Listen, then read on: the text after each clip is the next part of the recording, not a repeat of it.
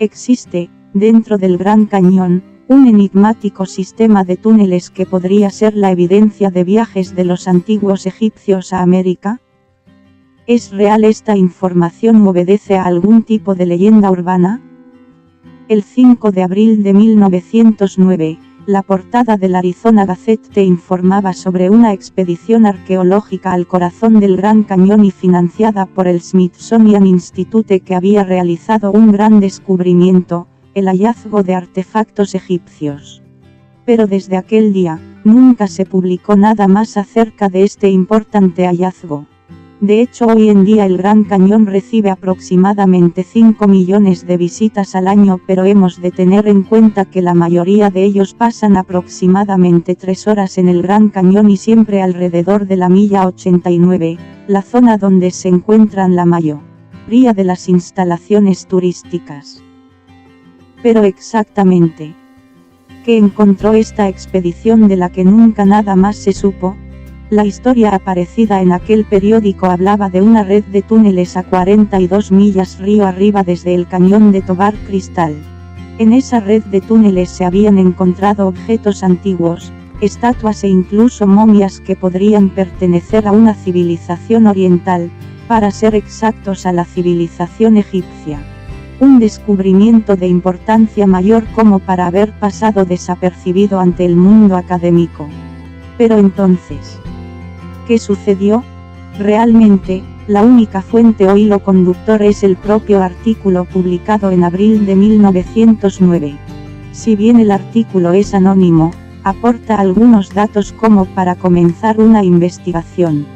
Por ejemplo, se afirma que la expedición fue dirigida por el profesor Sociedad Anónima Jordan y en ella participó un tal G. Kincaid.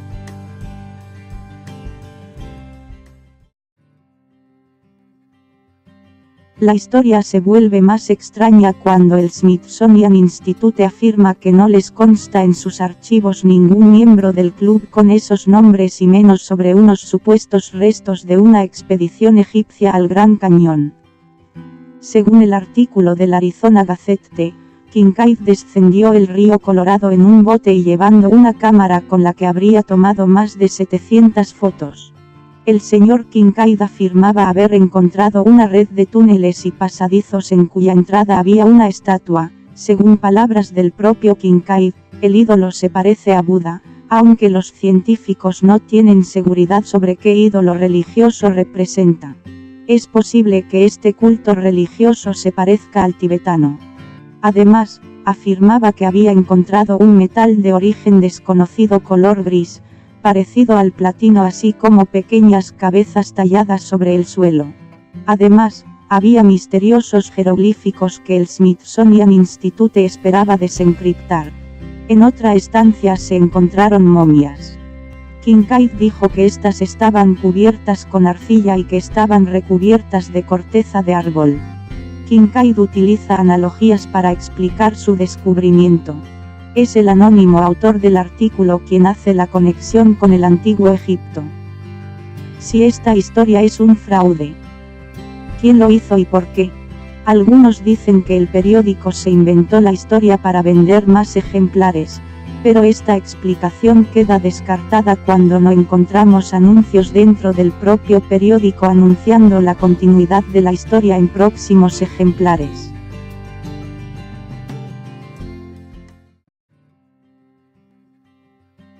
Sea lo que fuese, es curioso que en un libro llamado El antiguo secreto de la flor de la vida, de Drúmbalo Melchizedek, volumen 2, pag. 302, se afirma que dos mochileros que viajaban a través del Gran Cañón encontraron una pirámide excavada en la roca y afirmaron haber visto varias cuevas. Además dijeron que las entradas a las cuevas estaban a unos 800 pies de altura y que ambos treparon esperando encontrar algo importante. Pero vieron que la entrada a la cueva principal estaba cubierta por rocas debido a algún derrumbe. Aseguraron que la entrada a la cueva estaba hecha por la mano del hombre y que había una talla circular de cerca de 6 pies de diámetro. Se da la circunstancia de que en el Gran Cañón existen muchos cerros y colinas con nombres egipcios. Así encontramos en una zona cercana a la milla 94 lugares como el templo de Isis, la torre de Set, torre de Radio, templo de Horus y también lugares como el monasterio de Buda, el templo de Buda o el templo de Shiva. El origen de esta nomenclatura esotérica es tan misterioso como el propio cañón del Colorado y ha dado pie a no pocas especulaciones sobre qué debieron encontrar allí los primeros exploradores.